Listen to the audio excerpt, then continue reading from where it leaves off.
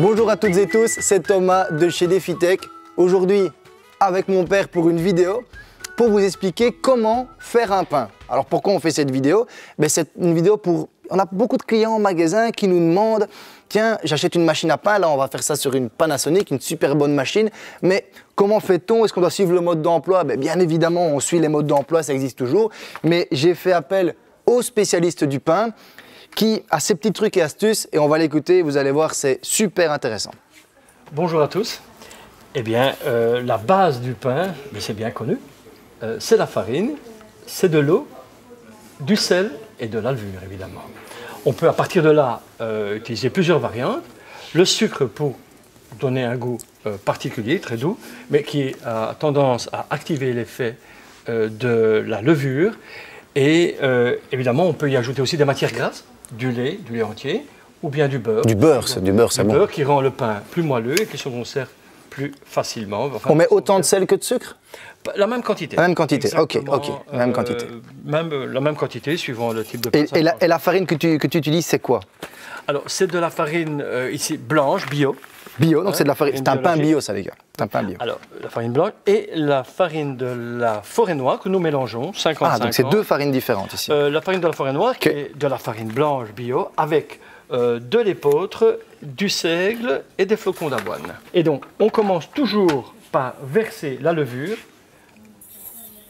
Voilà. C'est la levure en premier.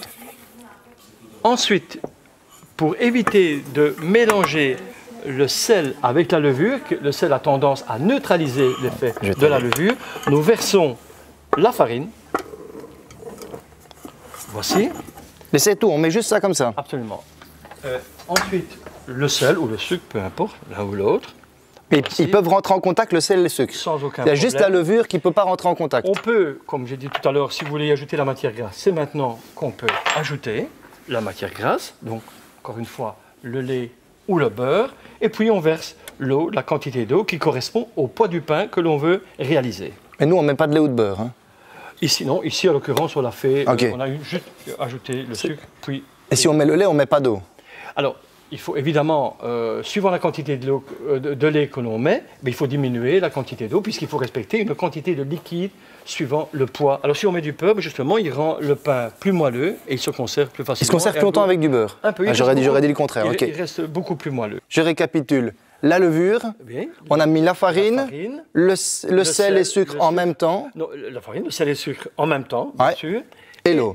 L'eau, tu l'as mise froide? Non, il est préférable de la mettre tiède. Tiède a tendance à activer l'effet de la levure, à faciliter donc le travail du pain. On met le programme correspondant au pain que l'on veut réaliser et à partir de là, la machine fait tout le reste. On ne s'occupe plus de rien. Au niveau des quantités.